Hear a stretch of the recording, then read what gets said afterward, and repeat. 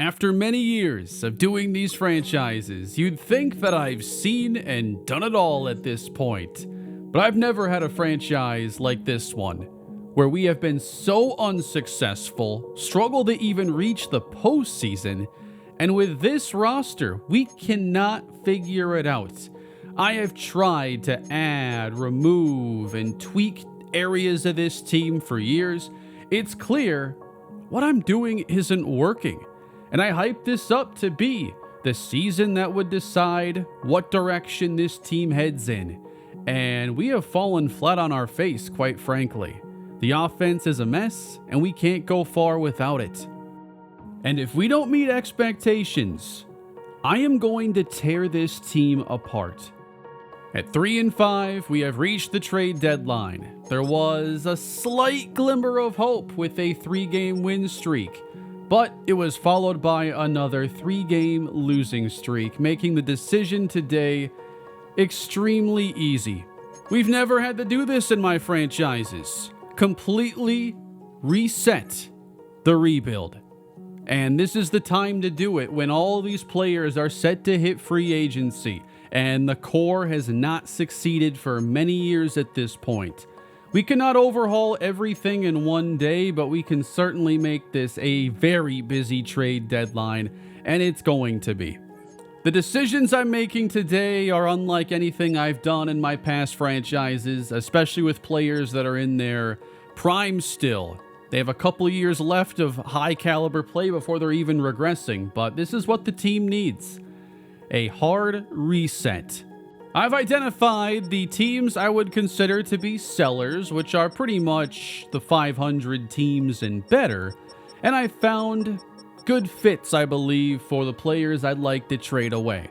Now, I want to lead by telling you one player who will be the one we get it started with today, everybody. We are going to trade away our number 1 rated player, and that is wide receiver Joey Riddick at 92 overall. Riddick has had a number of 1,000-yard seasons with us. He's been one of our, biggest playmakers of the entire series, one of the early high draft picks. He has 4,000-yard seasons, and this year, one of my big changes was to move him into a slot role, and it hasn't worked. It clearly shows here he is not getting the ball more. He is not helping us out the way we need him to, and it's time to send him to a new team. Now, with Joey Riddick, you'll notice also that his re-sign interest is very low, and it's because his top priority is scheme fit. Now, I was never really sure how scheme fit was determined, but the way I think it is how his scheme fit personally fits into the offense's desired archetype.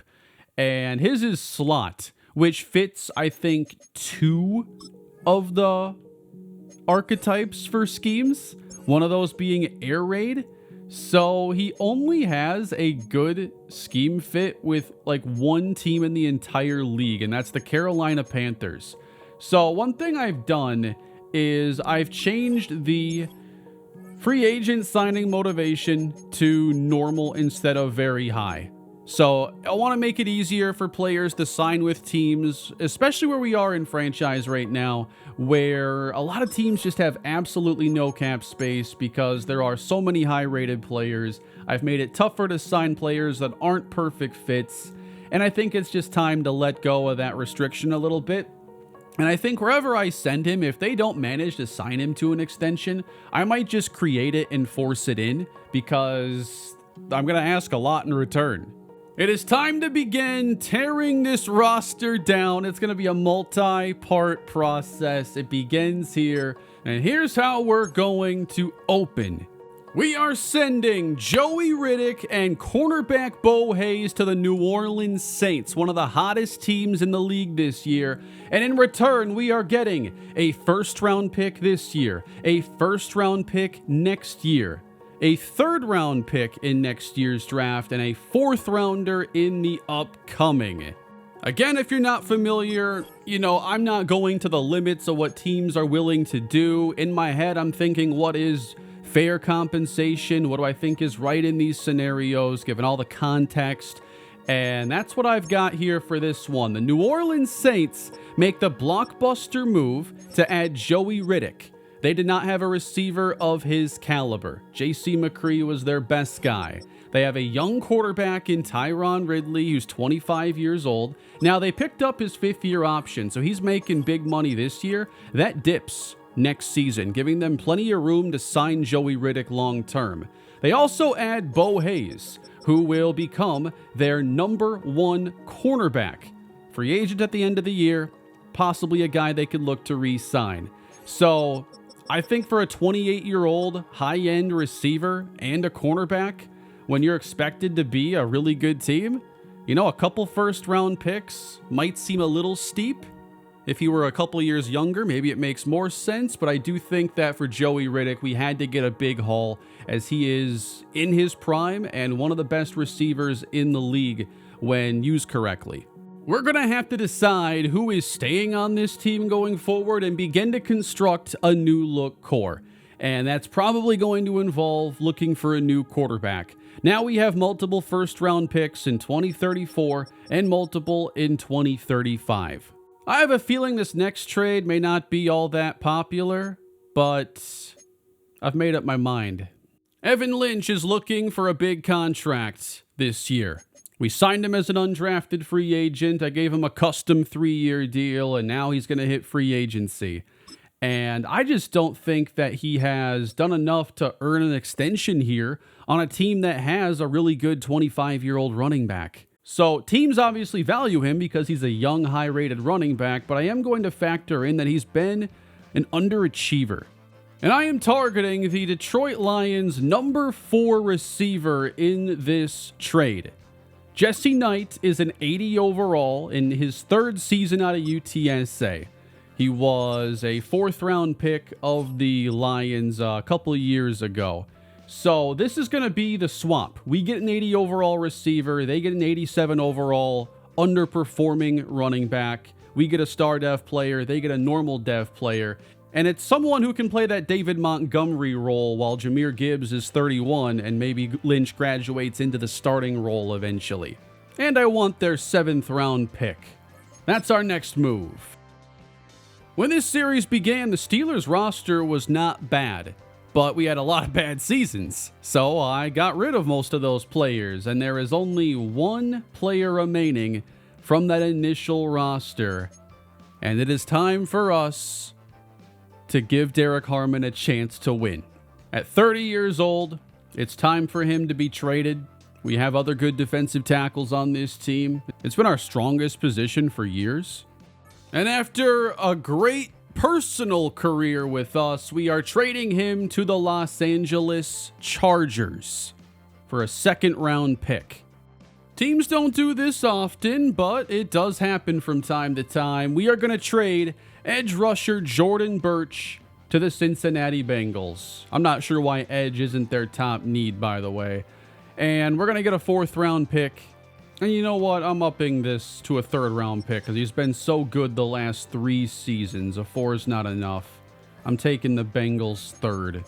Probably going to be in the high 80s, low 90s anyway. Oh, they're not actually willing to do that. Okay. I will take the 4 then. All right, this next player, I don't know if I actually want to trade him today.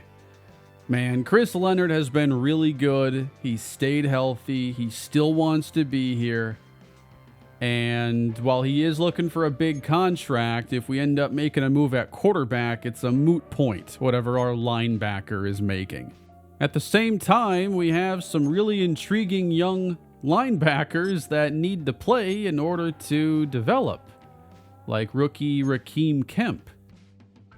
But I think I have to accept these difficult decisions with this team, and we are going to trade Chris Leonard to the Carolina Panthers, who are desperate for a middle linebacker. And we are going to get in return Miles Lindsey, a 3rd-year safety, a 2nd-round pick, and a 4th-round pick. Kind of going off the Roquan Smith trade, which is pretty outdated now. That was 2022, but he was traded for a 2nd and a 5th-round pick. This is a bit more compensation than that. You know, we get a second round pick out of it. I wasn't going to do a 1 for an off-ball linebacker who's due a contract. They should be able to sign him no problem. But the safety we're getting, this might feel like a random throw-in, but Miles Lindsey is a third-year safety that I think can step in and contribute. But as I've thought about who we're going to be losing and what I'm going to do the rest of the year, because we still got to play games, one change is that Nick Burnell is going to move positions and play slot cornerback. I want him to play more near the line of scrimmage because that's what his skill set favors. He's athletic enough to handle it. He could move just a cornerback even. I'm open to that. But we're going to play him in the slot, and that's going to open up a chance for someone else to play some safety. We got the veteran Talanoa Hufanga, and now we can add in Miles Lindsey to that rotation. 6 players traded at the deadline. Pretty unprecedented here on the channel for this type of series. Usually by year 9, we're a lot more successful, and these kind of moves are the last thing on my mind. Here's another one. We're going to trade Jamison Williams to the Vikings, who will be their second receiver, and just ask for a 6th rounder. Inevitably, there are now a lot of open roster spots, and we're going to have to fill some of those. And we're going to begin by signing free agent running back Jeff Johnson, who has the most speed of any running back available. Johnson hasn't played a ton in his career. Actually, had 4 yards a carry last season. That can be tough to come by when you're under 80 overall. He's a former 5th rounder. We're going to bring up wide receiver Mason Rogers from the practice squad, who has star development. And after this upgrade to cornerback Keenan Adams, he is also going to get the promotion. We're going to bring in a veteran defensive tackle in Lance Sheldon, who's extremely strong, a good athlete, and primarily a run stopper. We'll sign edge rusher Ramon Diaz, who has a really good 88 finesse move, and his ratings look pretty solid. So things are beginning to look a little bit different here with the Pittsburgh Steelers. Now, Justin Guerrero and Bud Cage are the 1 and 2 receivers, and the newcomer, Jesse Knight, we'll see how he factors into this team. We'll give him number 13. We're not giving out 86 very often, and might not give away number 17 all that often until the right player comes around. Now, there are some more pending free agents at the end of the year with this team. You've got Nick Christmas. The goal wasn't to trade away everybody right now, but to get a good start on the rebuild, essentially, of this team and see if any of these other players I want to stick around, even if I have to overpay. Guerrero's a player who I know is a good kick returner, and I've talked about being maybe a better slot than outside receiver. Well, that's now suddenly his role.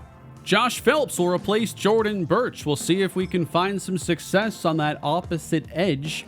He hasn't gotten a ton of playing time this year, but in the 3 seasons he's been on the team, he's yet to record a full quarterback sack, and he has had ample chances. Rakeem Kemp steps into a starting role. We could see more of linebacker Eric Goodman, but I'm really excited to see Kemp step in. This was the role he was drafted for, and I think it made it a lot easier to trade away Leonard, knowing Kemp was here waiting. Now, Kemp is injury prone at 79 injury. We'll have to keep an eye on that. Chris Leonard dealt with injuries for a while, but has stabilized more the last couple seasons. So that's just the beginning. In the offseason, we could be looking at a quarterback change. Maybe sometime this year we'll get a look at Carvajal. I also would not put it past this team to suddenly start playing the best football we've seen in a while. Nothing in this series has made sense. And despite sending away 7 talented players, we have a lot of talent that's taking up those spots they're leaving behind.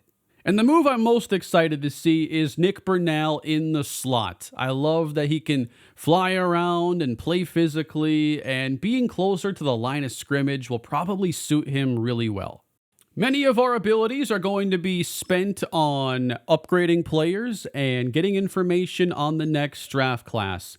I'll also continue to boost up this offensive line and see if somehow we can play better the rest of the way. I'm not able to purchase the upgrading for People Movers and Riot Shield. We keep getting downgraded, and this is our penalty. And we're going to see who fits into the next version of this core. Not every veteran is going to be traded away, and players like Sean Mickens could still stay on this team for a number of years.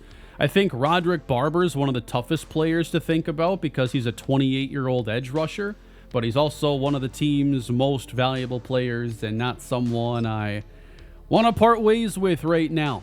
We'll upgrade Josh Charleston, who of course now has even greater responsibilities. No more Bo Hayes, so he's going to probably get tougher matchups.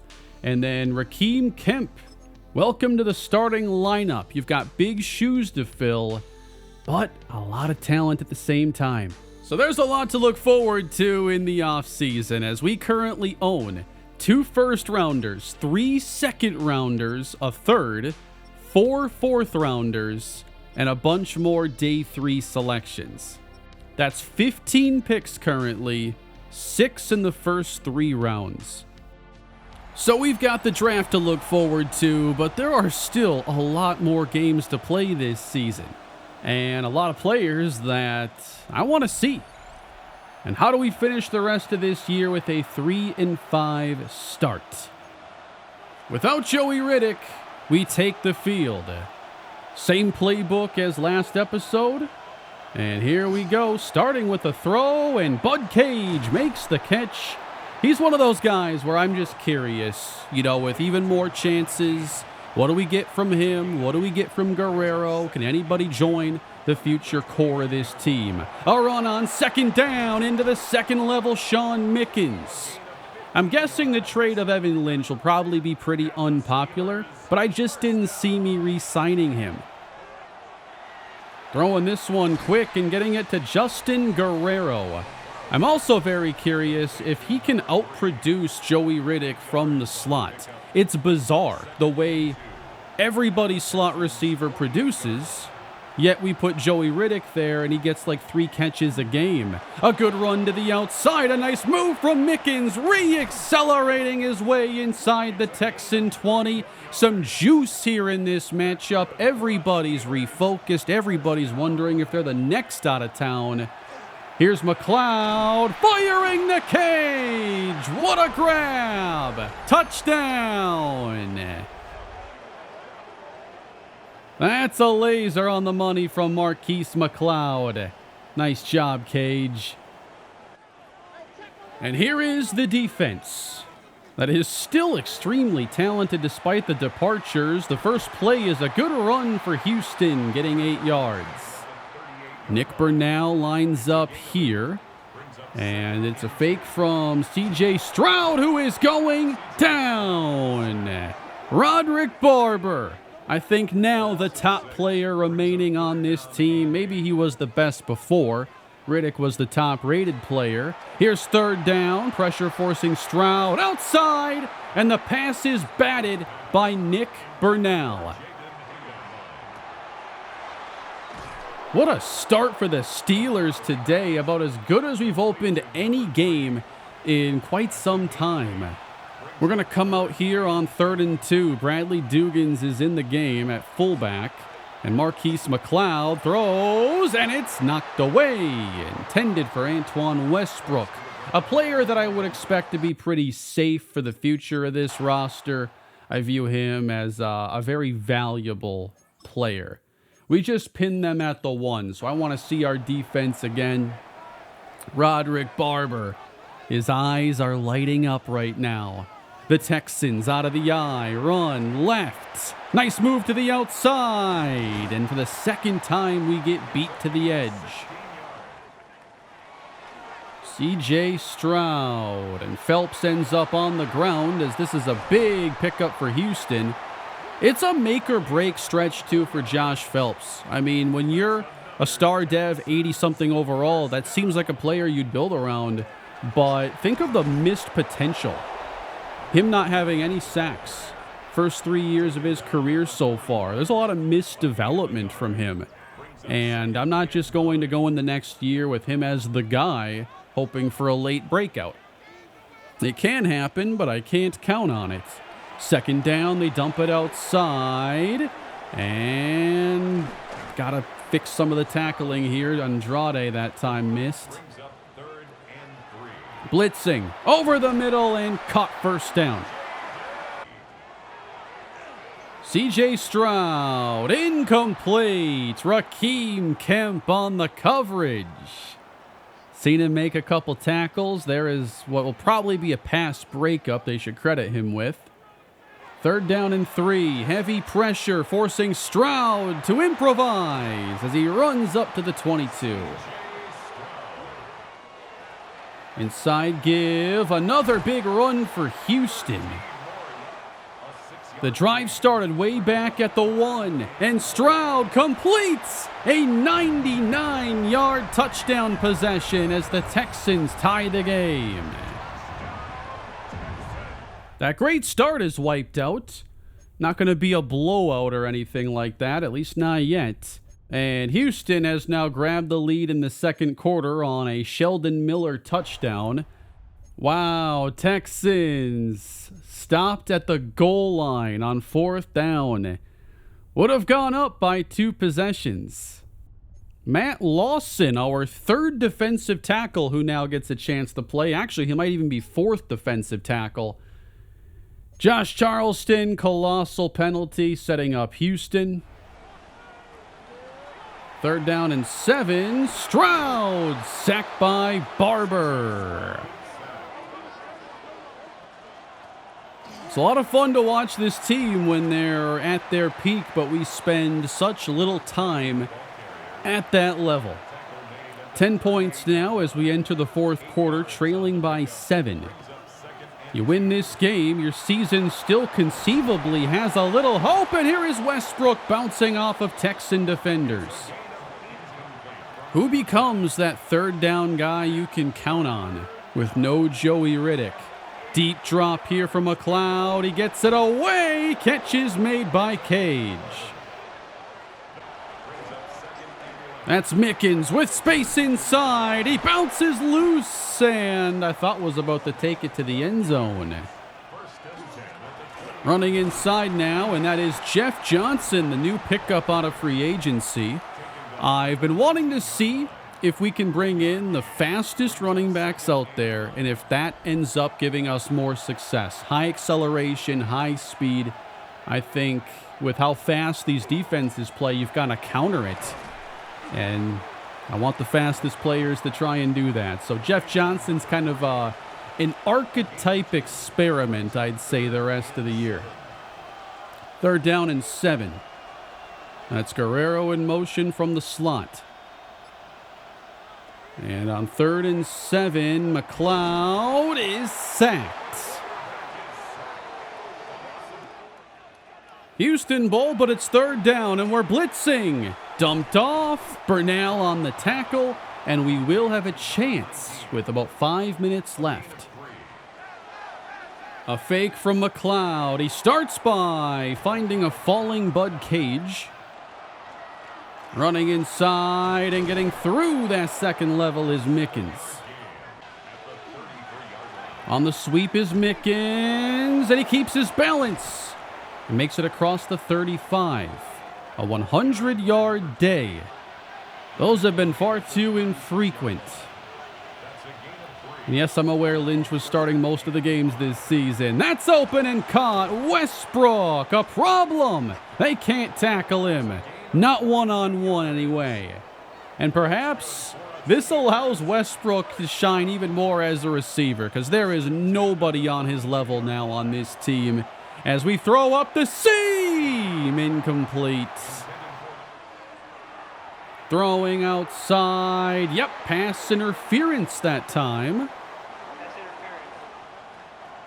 Four-man rush. Open is Westbrook. A red zone trip begins. And we wisely run some clock down. We should use as much of it as possible. Inside. They're all over Sean Mickens. Throwing over the middle. Cage down to the 1. You shouldn't have burned a timeout. Not until 30 seconds had come off the play clock. because we're 1 yard away from taking the lead. And McLeod, he's got him! Jesse Knight, the new receiver, has the go-ahead touchdown. 19-17. So, with a new look defense, we can see now if they can hold on to this lead. Texans down by just 3, and that is a great catch. So at strong safety now, this is the veteran Talanoa Hufanga, letting him get these reps here initially. And then you've got Rakeem Kemp, he's right here. And Stroud throws over the middle. Andrade was right there but couldn't knock it down. Time running out here on the Texans. Second down, and Stroud's pass is dropped. Incomplete. You can't wear DeAndre Hopkins' number and drop that ball, man. Third down and 7, 20 seconds on the clock. Stroud dumps it. That is shy of a... Oh, they give him the first down, but that's the timeout. 8 in coverage again. Stroud climbs. And, oh boy. Josh Phelps almost had his first career sack, and it would have ended the game. What is this look? What could they be doing here? Second down. All right, they just throw it away. And now they've got to go to the end zone. You can't kick a field goal from here. I know of a couple guys who'd want to. And here is Stroud. Final play. Winds up. Lets it fly. Out of bounds. And the Steelers, after trading away 7 players, win their next game and end their 3-game losing streak. Now, you might be thinking, wouldn't it be better to just, maybe start the backup quarterback and put us in a position to lose as many games as possible for a better pick? Honestly, I want to see what we have in too many of these players to just do that right here, right now. There is still an outside chance this could be a good season for us. Like Bud Cage having a career, best game as a Steeler. I wanted to see that type of thing be possible. I want to see Guerrero's numbers from the slot, and it looks a lot like what we were getting from Joey Riddick, oddly enough. I'm not going to take Barber out of the lineup. I'm still going to put us in a position to win. You never know what's going to happen here. We've also lost plenty of games without wanting to in this series, so it might happen anyway. Lance Sheldon, okay, newly signed and now injured. That's why Lawson picked up that sack, apparently. I would love to see maybe a Joey Riddick touchdown here in the weekly recap at some point. So we'll be looking at the New Orleans Saints a lot going forward. Broncos and Dallas looks pretty lopsided here on paper. Denver at 6-1, and they go into Jerry World, and they have themselves a day. Deep down the middle, what a catch. Josh Allen looking for some success here in the twilight of his career. Meanwhile, the New Orleans Saints played what on paper looks like could be one of the games of the year in their 33-27 win over Carolina, winning this game on a walk-off touchdown. Tyron Ridley had 4 touchdown passes, and in his debut, Joey Riddick with 99 yards on 8 catches for 2 scores. It is not a guarantee that it was him, but there is a pretty good chance that Joey Riddick scored a walk-off touchdown in his first game in New Orleans. There's no way to check like a scoring log in any of these. A scoring summary would be really nice. It would actually add a decent element when you can see things like that. And next up, we get the 7-1 Baltimore Ravens, who have been one of the hottest teams this year. They lose Lamar Jackson one year, and the next, it looks like they have the best offense in the NFL. It just isn't fair. One of the strangest things in this series isn't just that we've been unsuccessful, but I showed this win graph when the season began, and after 8 seasons, we have never had a team with between 9 and 12 victories. We've either had 8 or less, or 13 or more. That is just such a strange anomaly. We're living in these like extremes, and I guess, you could be a lot worse in terms of wins, but like we've never had that average season. It's either been better or worse. And the Steelers were known for being perpetually average prior to this series beginning. We've already lost once to the Ravens this season. They score first, and now in the second we try to answer. McLeod fakes it to Mickens and fires outside the numbers, and there is Westbrook. Straight up the middle, Sean Mickens almost in. This time, he's actually further away from scoring. And now we'll go 3 receivers, try to lighten the box, but there's still 8 defenders there for Baltimore. We're going to pass to his left and throwing away. 4th and goal from the 2. The offense remains in. 3 receivers, including Jesse Knight. Jeff Johnson, the running back, and here's McLeod. Touchdown, Jesse Knight. All he does is score short touchdown passes. Lawson. Matt Lawson with sacks in back-to-back games. Because of an injury and a trade opening the door for him. Now the Ravens still find a conversion anyway. This is a team scoring over 30 points per week. Can you force them to kick a few field goals, though? That's how you make this winnable. 3rd down and 6 for Keyshawn Boyd. They're missing their top tight end, Nick Sierra, by the way. And there's nothing but a void in the middle of the field. What are we doing? Running with Lacey, looking quick to the 6. Oh, he just bounced right off Rakeem Kemp. What a run, Greg Lacey. We're going to miss Chris Leonard in the meantime. Wow, we've never seen that before. Rakeem Kemp met him right there in the hole, too.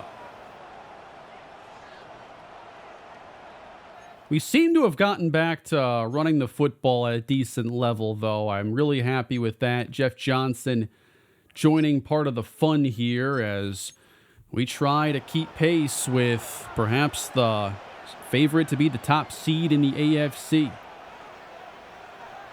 3rd down, or 1st down rather, and we're going to swing it out here to Jalen Sanford out of bounds. Sanford, a veteran running back, so we'll see how much we use him the rest of the way. But here is 2nd down for McLeod. As he throws, hits Mickens on the slant. They're blitzing him. He throws into it, finding Justin Guerrero. Back to pass. Westbrook isolated. He's winning that. Touchdown Steelers. Big situation here in the 3rd. Ravens on the move, but it's 3rd and 10. And here's pressure on Keyshawn Boyd. That'll keep him out of the end zone. 17 to Bud Cage. Can he put together another big performance this week? Jesse Knight for a dozen. McLeod on 3rd and 6. Sterling Peterson has a 1st down grab. McLeod to the air. Dumps it. That's Cage to the 5. 3rd and 2, off the mark. He had Westbrook, could have gone top of the screen. There were chances. And we're going to play for the tie here, which I don't necessarily like very much. Sacked by Roderick Barber on 3rd down.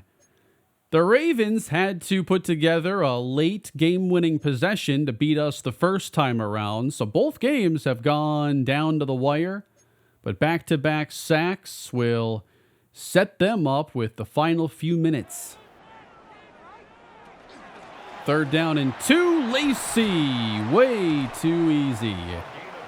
Now can they drain the clock and set up game-winning points? Boyd's going to spread the defense out. Four-man rush. He gets it out. That's complete into Steeler territory.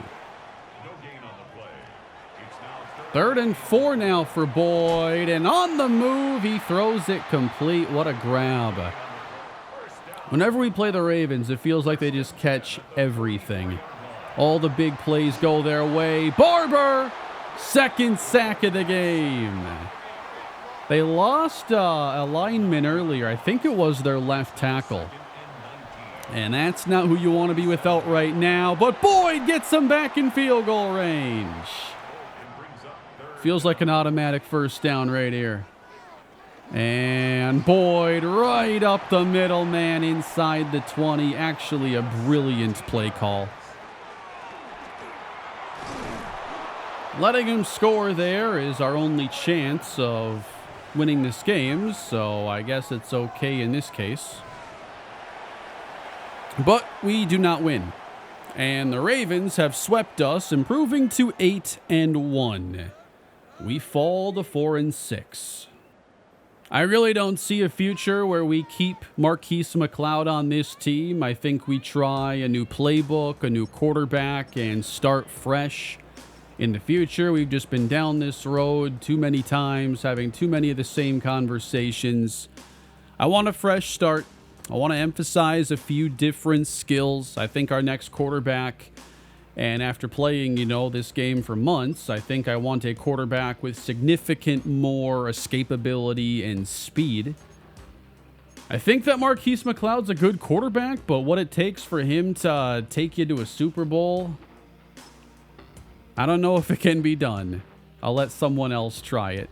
Yeah, no breaks in the schedule. Next up, 8-1 Denver. Matt Lawson has stood out over the past couple games, so we'll give him a power rush upgrade. Definitely didn't think we'd be talking about him a bunch, but he is a rookie with star development. He was an undrafted pickup. Sometimes these undrafted players can surprise you. And if you're wanting to see many more undrafted players, over on my main channel, I dropped a new video and the start of a new series where I am going to be building a team using just practice squad eligible players and undrafted free agents. If you watch the practice squad rebuild from a few years ago, it is like that, but I am playing the games, not just simulating. So if you want to check that out over on the main channel, part 1, the entire first season is up.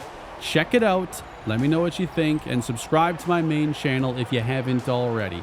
I'm sure most of you know that I have 2 channels by now, but at least one person is only subscribed to this one and has no idea there's more. We were no match for the Denver defense, losing this game 24-10.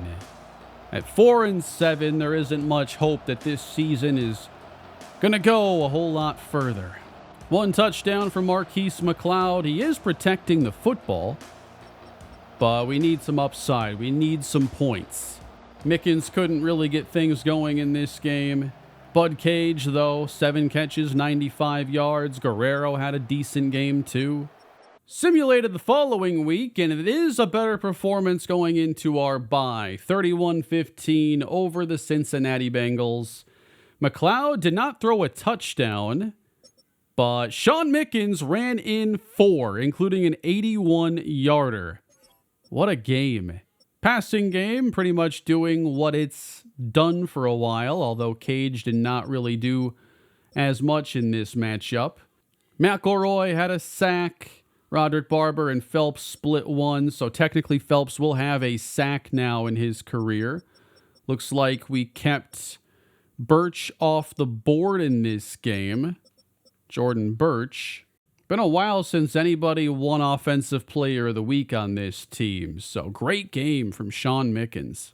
This is also the week where we choose our focus players, and we're already getting some good information here on Tom Lloyd and Enrique Colon atop the draft. We're going to want to get info, though, on the quarterbacks.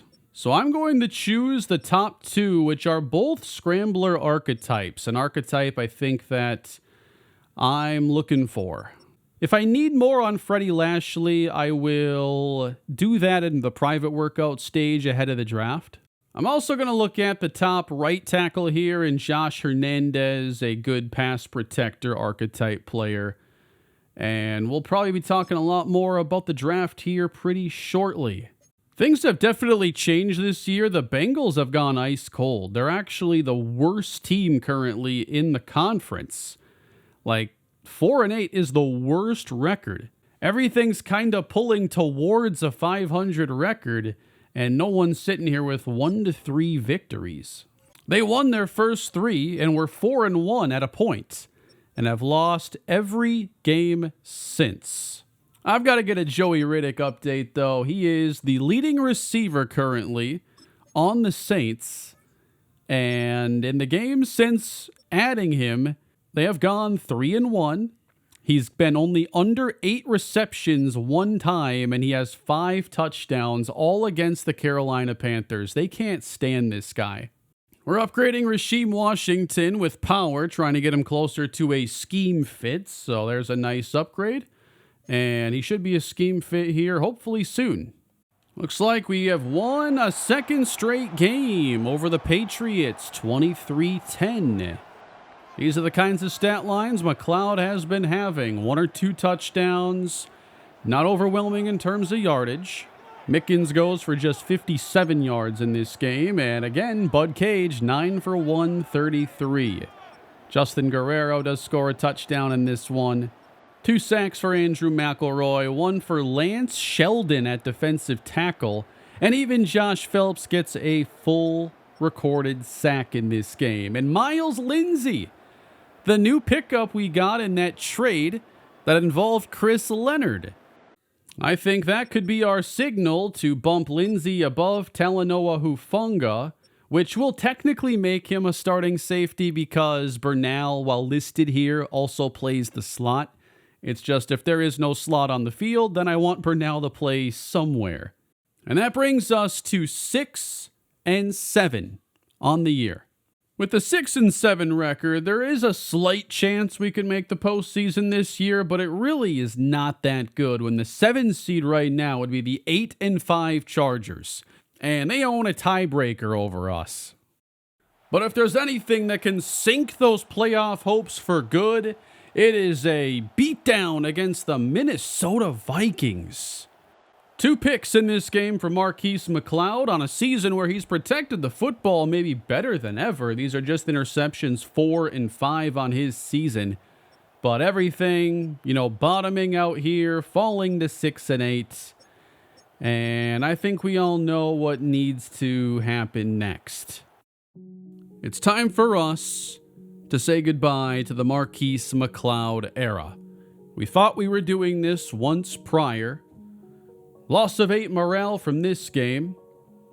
And it is going to be time for us to look at a new quarterback in the future. We've changed so much, and we will be changing the most important position in sports. Marquise McLeod is a good quarterback. It would not shock me if he ends up being more successful elsewhere, but I think he'll be better off on a new team, and we'll be better off making a change. Temporarily, we are going to put Nick Carvajal into the starting lineup and give him a chance at a brief audition as a 77 overall third-year player on his 3rd team. Now, he has not yet attempted an NFL pass, but has a little upside just because of his star development and high 70s overall. But with us owning multiple first-round picks, it would take an awful lot to think of him as our true QB of the future. I'd also like to give some playing time to second-rounder Zay Bartell at linebacker. We have signed a contract now with left tackle Nick Christmas, who honestly has had a very bad season statistically. He's responsible for a lot of sacks given up, but as an 83 overall superstar dev tackle, I gotta think there's some upside in there. A lot of teams see this where their offensive linemen just give up so many sacks. I don't quite understand it. It's never felt like this in past Maddens, where usually you have good offensive linemen and they perform better. But, a lot of other teams see the same thing from their tackles. And oftentimes they're, good overall players, pass protectors, and yet they cannot protect the quarterback. It's been one of the weird things, especially about this Madden, that has confused me, but I don't think we're better just changing for the sake of change there. And he's a young superstar dev player. So, and at $10 million a year roughly, you know, let's just keep him around, I guess. Matt Lawson, by the way, I edited in his undrafted contract, so it's 3 years. And I wouldn't mind seeing a little bit more of him down the stretch, already making some noise in his rookie season. Upgrading Eddie Reyes, and he'll get 2 awareness, a pass block, and a pass block finesse.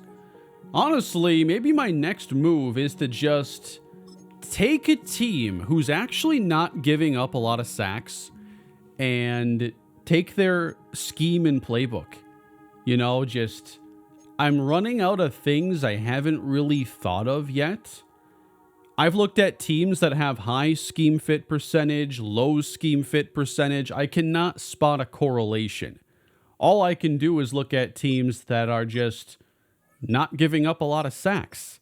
Marquise McLeod has been the second most sacked quarterback this entire season. And now it's the number 1 team. The Saints have actually been giving up a ton of sacks, and their offense is thriving with Tyron Ridley. So I don't have a full explanation for really anything. After watching that Chargers playoff game, though, the last thing I want on this team is that Chargers playbook, man. This is going to be the debut for Nick Carvajal playing in the heavy snow. So we're not going to be able to do slow sim, because I can do nothing to make this easier to watch. So we're going to have to do, I turned on the auto pass, which is basically coach mode. And that'll allow us to at least see a little action where I'm not in full control of the team. Josh Phelps gets a sack, first play of the game. And here we go. Nick Carvajal gets a chance to show what he can do. He's going to hand things off here to Sean Mickens, and we're backed up at the 1-yard line. You do not want to give up a safety on the first drive of your career. I was wondering why the coach suggestions were like all fullback dive and everything. Not a bad idea, honestly. I am not letting him throw from here. Are you kidding me? So Carvajal's going to hand it to Dugans. I got a crazy idea. I don't want to hear a word. It's 3rd down, and I'm punting it. I do not care whatsoever. What are we going to possibly do? Instead, we can flip field position.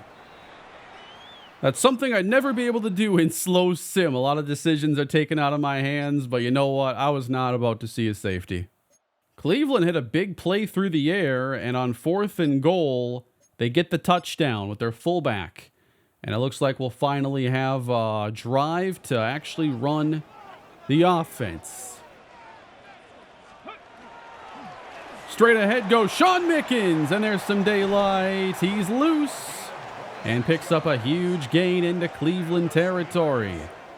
Carvajal in the shotgun, and this is where he will be back to pass for the very first time, finding Jesse Knight.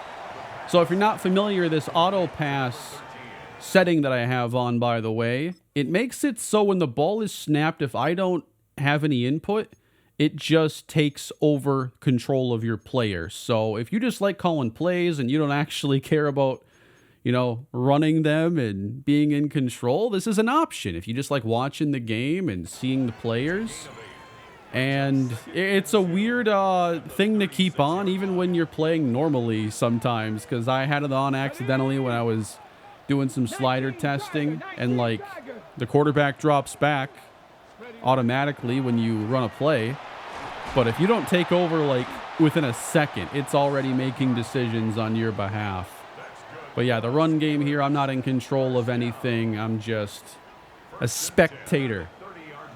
And we're going to have it here at the 30-yard line now. Carvajal with Jeff Johnson in the game, and it's a play action. Carvajal had an open man, decides to scramble and get 5.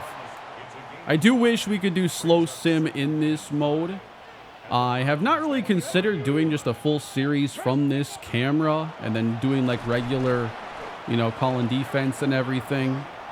I've wanted things to be, for these series, you know, as balanced as possible. And the CPU gameplay has always given me, like, some of the best results I've ever had playing Madden, as far as just ratings mattering and everything. But this has been a game that's forced me to get creative in so many ways, with the team being weird, with the snow blocking the camera. Here is third down, and Carvajal throws a good ball that Knight can't handle. What the heck do we actually have to lose, guys? 4th and 3. Carvajal in his first NFL start. Back to pass, and gets drilled by the linebacker, Schlesinger. Part of me is very curious to see how Carvajal sims with this team. I don't think McLeod has a single 300-yard game this season, and it just seems every game is 1 or 2 touchdowns. We struggle to score 20, and I'm just looking for something different. All right, we're finally in scoring position here in the 4th quarter. Bradley Dugans gets a touchdown, as a fullback should here in a blizzard. But this does not appear to be a game that's going to... You know, wow, McLeod is in the game. Marquise McLeod is on the field right now, and he dumps it off. So we had not seen the very last. As a matter of fact, he has 62 yards. I think Carvajal got hurt.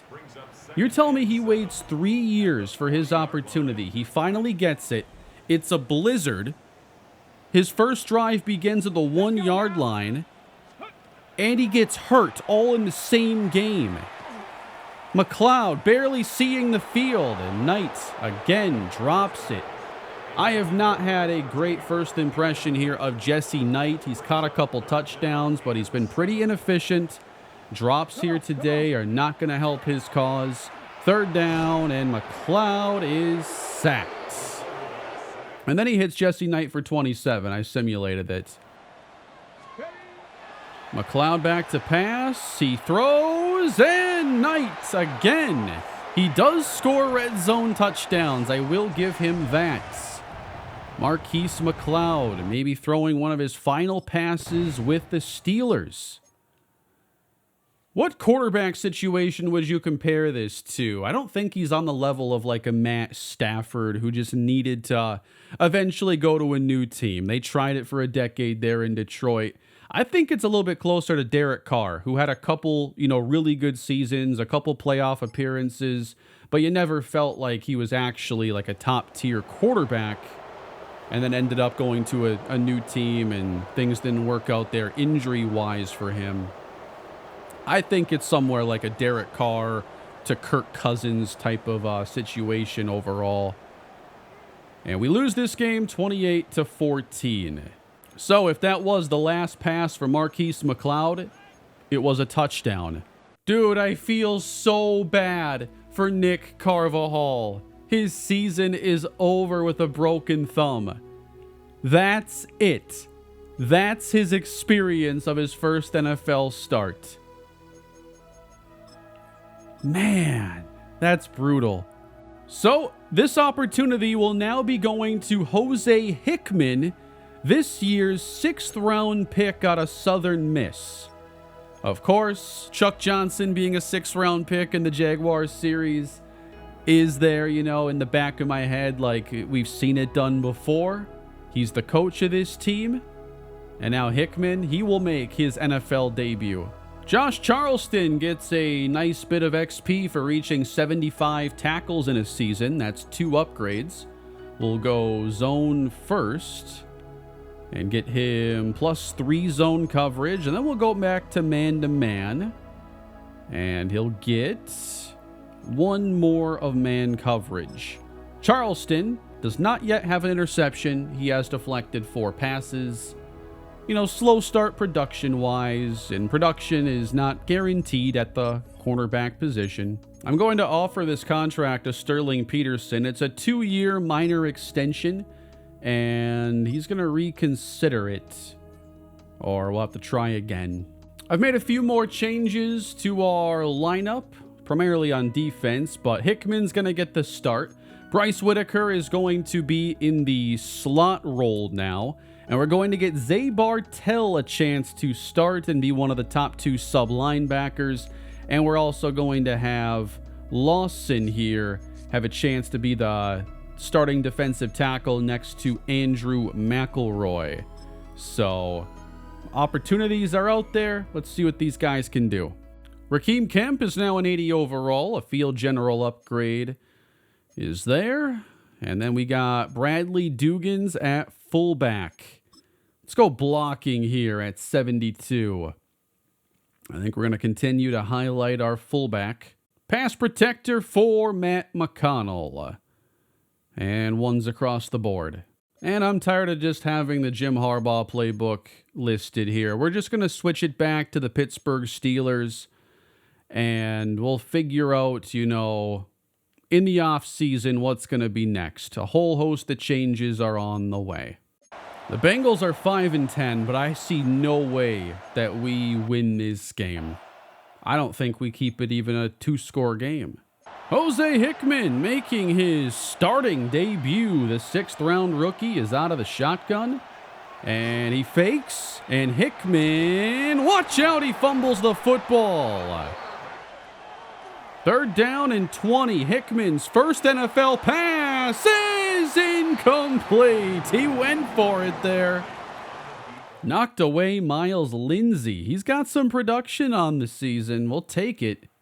Every time a quarterback makes a debut, it's like opening that mystery box. What do you got inside? Could it be the next Chuck Johnson? Could it be Brock Purdy, Kurt Warner? That's what you're hoping for. But most of the time, you get Kevin O'Connell, Kellen Moore, a future coach. So here is Jose Hickman. Who knows what the future holds for him? The handoff heads to the left. Not much for Sean Mickens. 3rd and 4 for Hickman. He fires and is off the mark. He had Guerrero. We gave up an 80-yard rushing touchdown. It's now 10-0. That feels insurmountable. Jordan Birch gets a sack. Got the ball here inside the red zone. Can Jose Hickman help us score a touchdown? He'll look to throw on 3rd and 7. Down he goes. Jordan Birch. Lance Sheldon records a sack. Our defense is holding on. You got to give him some credit. We're trying to get Sean Mickens to another 1,000-yard season. That would be a really nice comeback after what last year had happened. So we'll see what he needs in Week 18. From the 44, Hickman. Time's up. He's sacked. 3rd and 12. Hickman launches deep downfield. Knocked away from Justin Guerrero. Well, here we go, guys. We finally have Zay Bartell and Raheem Kemp playing together. That is a safety. Something Joe Burrow hasn't seen much of inside of the Cincinnati pocket. A run back chance here. Guerrero, come on, man. We all saw the lane there. Ran into the blockers. All right, 10-5. What a goofy series, guys. 39-yard line. We run it with Sean Mickens, and he's going to get 4. Play action. Hickman sacked again. That's 7 times. It feels like the offensive line is playing even worse. 3rd down and 13. Hickman hit as he throws, and it's pulled down. Bud Cage on the reception. This has been a really good episode for him. Man, they might as well be lining up in the backfield with us on some of these plays. As a matter of fact, this offense could get worse with the quarterback downgrade. Hickman now, he's going to throw outside and find Westbrook. Hickman wants it out quick. He's got it. Bud Cage is flying. They can't catch him. Taking bad angles. Cage with the touchdown. The Steelers have taken the lead. How are they losing to us? First career touchdown for Jose Hickman. Josh Phelps gets a sack. Might I remind you, Manu Andrade is playing last. Jalen Dalton's playing last. Derek Harmon's gone. Bo Hayes is gone. Cincinnati's got their own problems this year, clearly. I'm changing up the offensive line. I'm putting Charles Cross at left tackle. And I'm putting Christmas back on the right side because he just has not played well. Maybe he can't handle mirroring the footwork and, you know, handling that side of it. Last year, he was much better at right tackle. 1st and 10. We're going to run it to the right side here, and Mickens gets 2. There's a hole opening up here. Sean Mickens makes a move. Approaching 1,000 yards. Mickens to the Cincinnati 30. For me, all eyes on Bud Cage on 3rd and 8. It's a run. Fooled me. Joe Burrow off the fake. Bernal is there, and it's incomplete. Hard to fully evaluate Bernal being in the slot just in this fast-paced episode. But there have been some interesting plays, and I think the thesis of just letting him be closer to the line is pretty sound. Charleston there, forcing that one incomplete for Hugh Lewis. I mean, he's basically a linebacker. But we have good linebackers, so slot corner also works. 3rd down and 10 for Joe Burrow, who's going to send it skyward. Incomplete. The rookies team up to leave that one on the ground. Sean Mickens will run ahead for a 1st down, and we actually have a legitimate chance to win this game. Mickens now off left tackle. Nice job, Guerrero. Did the offensive line just start to fall in place with me moving Christmas and putting in Charles Cross? 5 minutes on the clock, going straight ahead now, and that's Jeff Johnson, who hasn't been able to get much going so far. Play action. Hickman lost it. It's scooped up by the Bengals. Running back all the way. Touchdown. Yeah, I'm not that mad at it. Hickman dishes to Sterling Peterson, so this makes it more interesting. I'd rather see Hickman have to try and score a touchdown than just kill 5 minutes. 3rd down and 4. Hickman over the middle, and I had just put Knight back in the game. Whitaker didn't seem to be doing anything in the slot, so now we're back to Knight, Guerrero, and Cage. Here's Hickman, wide open, and flying Whitaker. What'd you say about me, coach? You don't know anything. 8 years, you're a failure. This team is terrible, and it's all your fault. Touchdown, Steelers. He makes a good point. What can I say? Down goes Burrow. Manu Andrade with the sack. And Cincinnati has to go down the field now with 2 minutes to go. Joe Burrow, he gets it away, and nearly jumping that, I think, was Zay Bartell.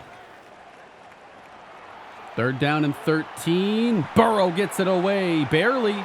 Knocked away, Charleston. 4th and 13. Coming after him. And it's caught. He got lost. Hitchens is beat. Down the sideline to the 11, Dylan Bernard. Tank Commander. Wait a minute here. We got Roderick Barber saying no, not so fast. Calvin Hitchens, though, whiffing so badly on that play. Zay Bartell on the tackle. We got 3rd down. The last thing this needs is to go to overtime. 3rd and 11. Joe Burrow over the middle, and that's a conversion. All right, let him score a touchdown and see where it all goes. Burrow. He will throw in the flat. We just gave it to him. Touchdown, Bengals. Now this would be truly impressive if Jose Hickman could pull off 2 comebacks in the final 5 minutes. This has been a quality debut for him. 3-man rush, Hickman wide open and pulled down by Knight, who also has looked pretty good since I said, oh, he's been inefficient in dropping the ball. Hasn't made a mistake since. Here's one over the middle for Cage. Still got to get to the end zone, but good progress, and there's still 1 timeout left. Ideally now get inside the 20. Hickman, he's going to loft it up there, and almost throw it up to Cage. That is as good of a play as any you could call in this scenario. Hickman back to pass, has time. That's going to get out of bounds. We saved the timeout, but there's still only time for a play or 2. Hickman, he is hit in the pocket and sacked. That's 10 for the Bengals. And so it all comes down to a mini Hail Mary. Who actually wants to win this game? Hickman lobs it up and incomplete. The Bengals win. And now both teams have an identical 6-10 record. Very impressed, though, to see Hickman aggressive, make some plays, and he put up 270 yards. One of our better yardage and yard per attempt games on the season. Bud Cage got his 100. Whitaker had a breakaway play. Jordan Birch got 3 sacks. Man, I had them on my list of buyers. I think they were a game above 500 when we made the trade. Andrew McElroy is now done for the year with a torn labrum. That's all right. Rest up, and he'll be a big piece of our defense next season for sure. With this open roster spot, I feel like taking a receiver off of the Chiefs practice squad, and this is Tremaine Dyson. I want another playmaker archetype receiver who can make some plays with the ball in his hands. So, welcome to Pittsburgh. So going into the final week, Sean Mickens has already reached 1,000 yards on the season with 8 touchdowns. Justin Guerrero and Bud Cage have a very outside chance of getting to 1,000, but both have had pretty similar seasons.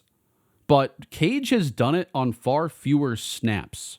I have offered a contract to Bud Cage, but he has turned it down. I actually increased my offer to $21 million over 3 years. A nicer deal than he was looking for. Now I'm offering Sterling Peterson 2 years, $8 million, and he does sign. I would like to see Jalen Dalton back. I'm going to offer a 2-year contract worth about $30 million, and we get the deal done. We're going to sign running back Kari Dorsey from the practice squad and give him a chance to play in the finale. With Sean Mickens already at 1,000 yards, we're going to sit him and play Lance Foster. Who the heck is Lance Foster? Upgrading the Sandman here. He becomes a 78 overall zone safety. And then new playmaking receiver, Tremaine Dyson. Maybe we could get a small look at him in this one. That's a good short route running upgrade, a +5. Here is the season finale, everybody. Another episode where I'm just having to jam so much in because it does not make sense to continue this. Intercepted by Calvin Hitchens. And a short field for Jose Hickman. That's Lance Foster in the backfield. And with 3 tight ends in the game, we run it his way. Down he goes. Foster inside, gets the lost yardage back and gets some more on top of it.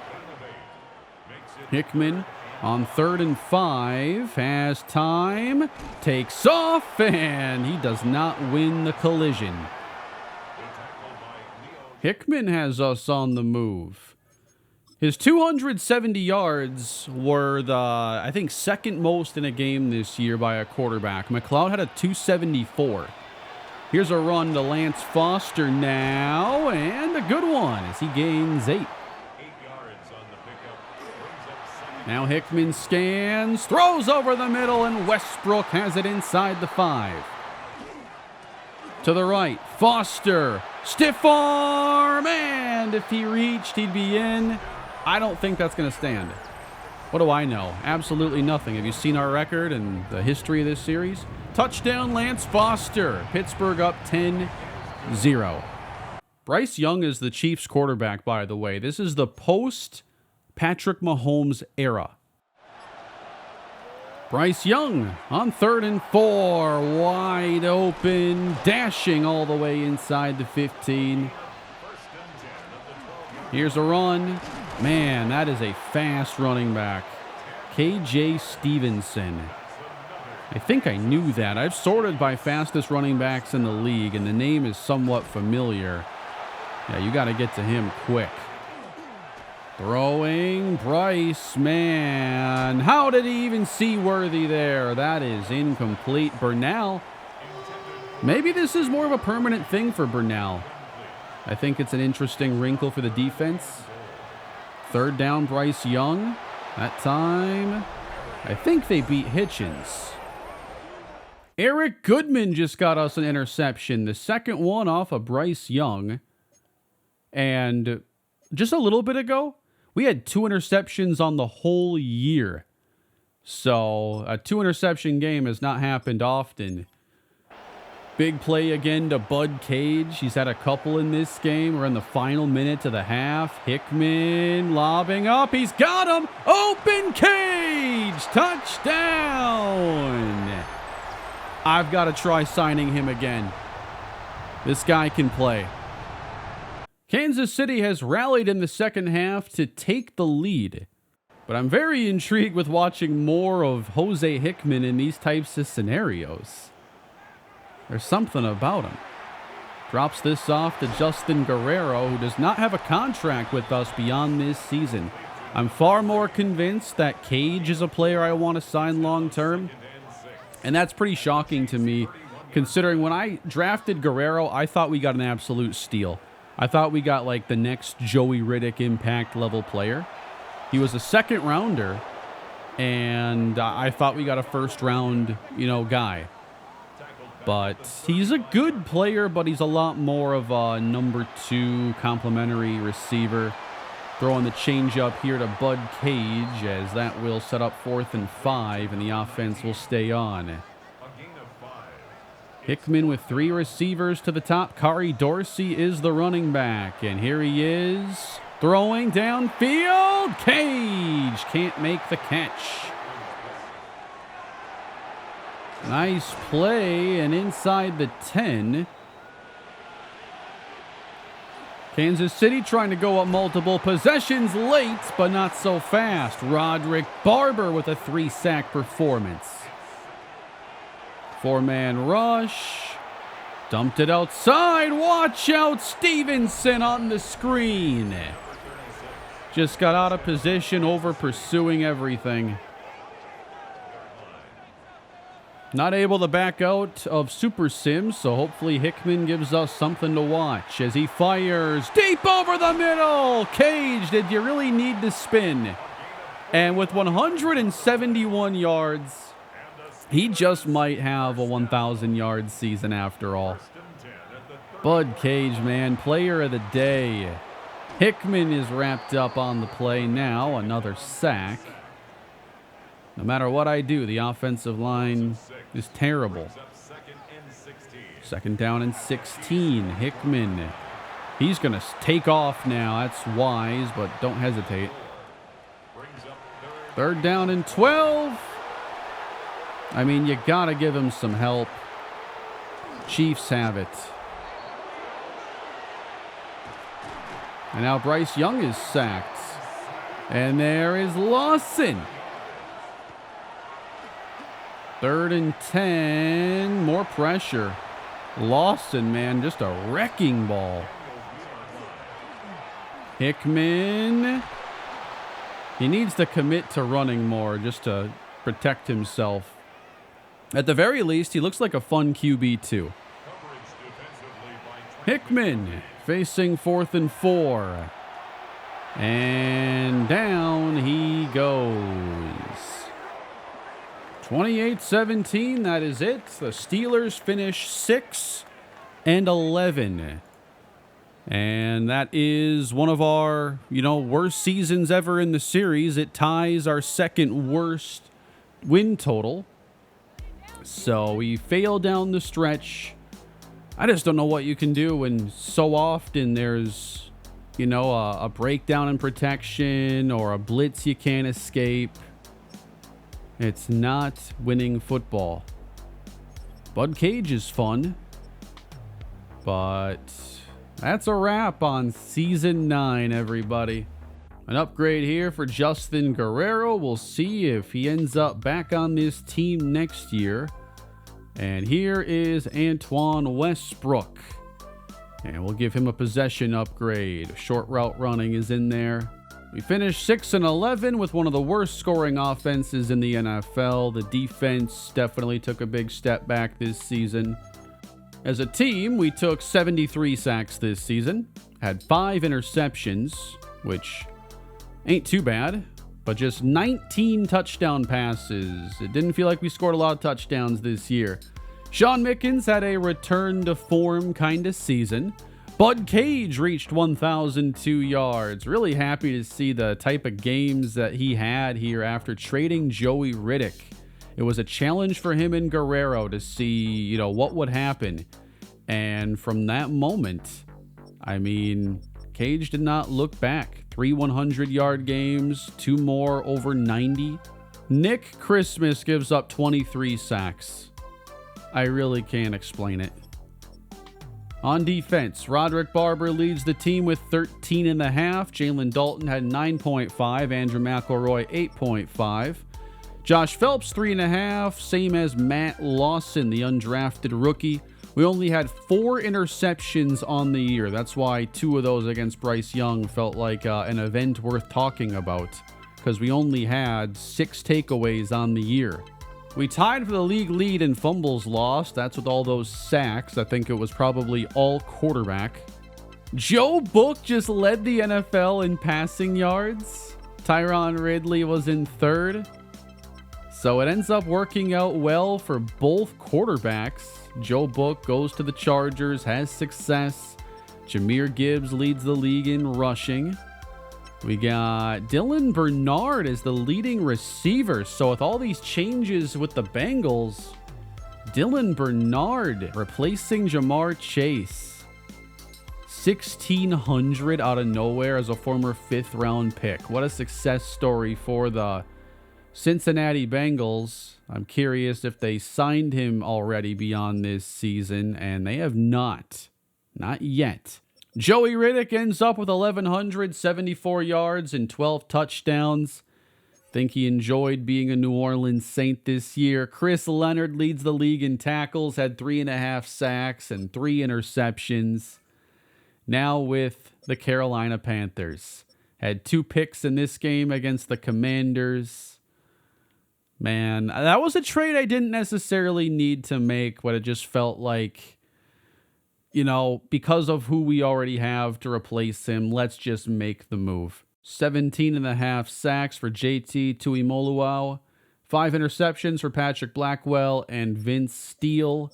The NFC lead also has 5 interceptions, and then James Pierce had 22 sacks. Jake Weber, 13. We saw him against the Packers. He definitely stands out. Evan Lynch ended up having 519 yards this year with the Lions and 10 touchdowns. A slight, build off of what he was doing with us, and I'll probably edit in an extension there. Joey Riddick, meanwhile, has already gotten an extension from the Saints. So he gets that big quarterback money-looking deal, while they will have an easier time with Ridley's contract the next couple seasons. Jamison Williams put up some pretty good numbers after being traded to the Vikings. Bo Hayes had 2 interceptions on the year, 77 tackles with the Saints. Jordan Birch ended up with 12.5 sacks. His great stretch of years continues. Derek Harmon had 6 sacks with the Chargers. Stockton is their best defensive player there. The Saints are the 1 seed in the NFC, so they gave up a lot, 2 first-round picks, but this is their reward, a Super Bowl window. The Lions and Vikings, who we also traded players to, will match up in the postseason. The Chargers, meanwhile, even with Joe Book's great season and adding Derek Harmon, they do not make the playoffs in the AFC. They went 9-8, just like the Texans, who did make the postseason, so they lost on a tiebreaker there. Tough break. And they have already signed Harmon on for next season, so. And then the Panthers had missed out. They were in pretty good shape. They end up missing the postseason.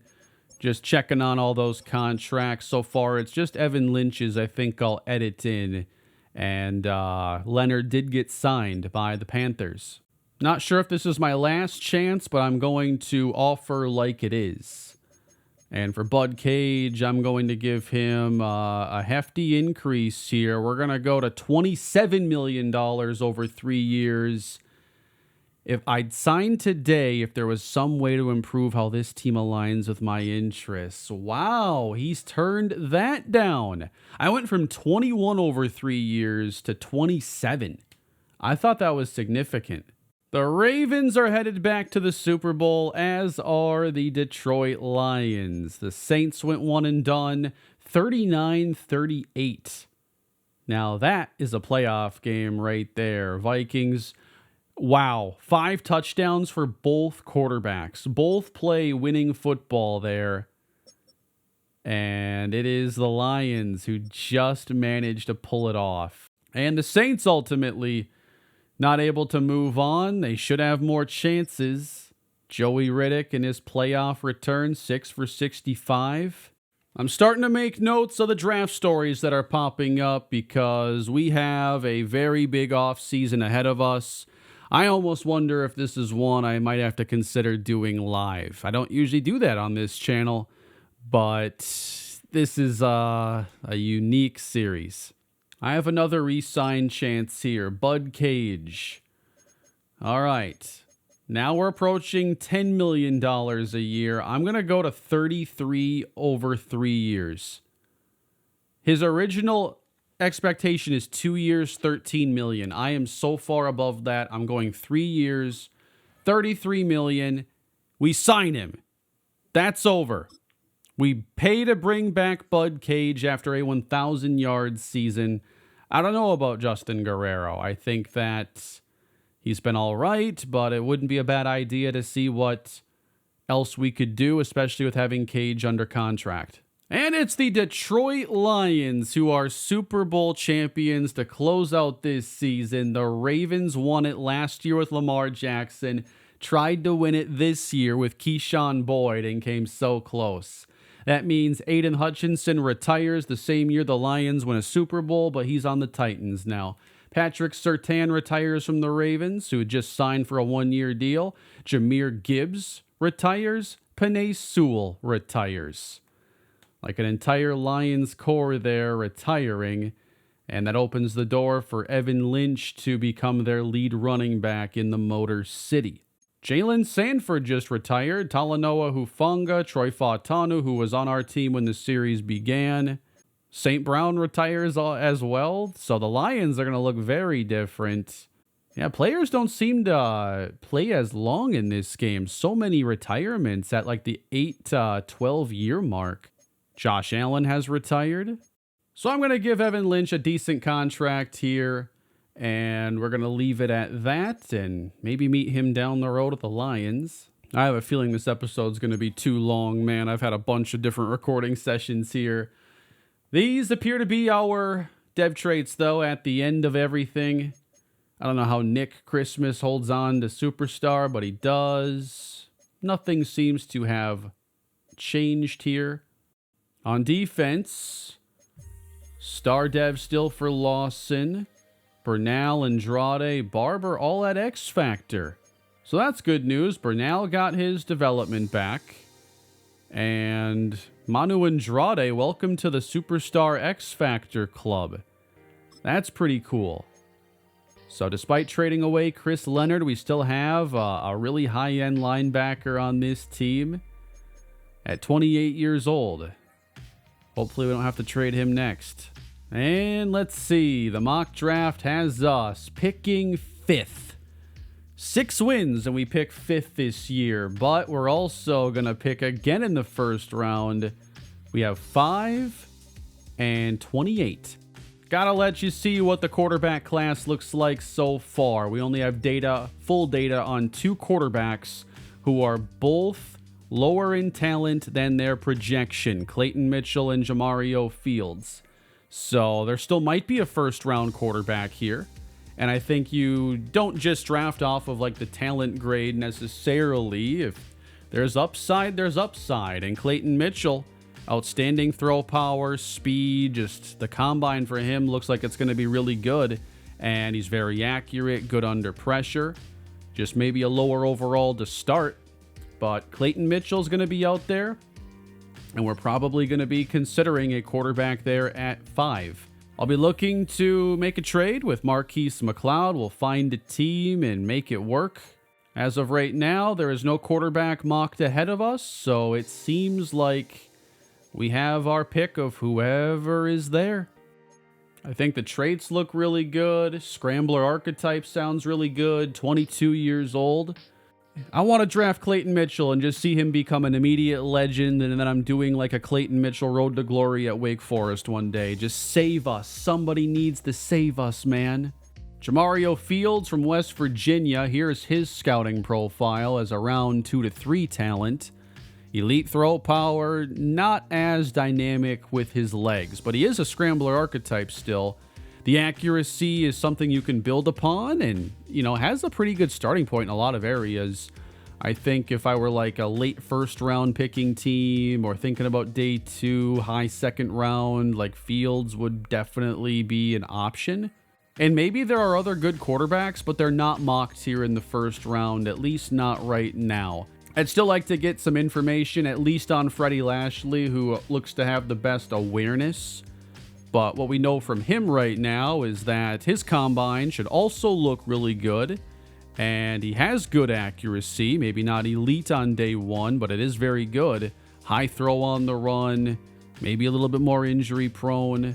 That's D to F, while Clayton Mitchell, his is at B to C. So right now I'm putting it between those 2 quarterbacks. I'm not sure if I can go with a strong arm quarterback in this game. I feel like I need a scrambler improviser archetype.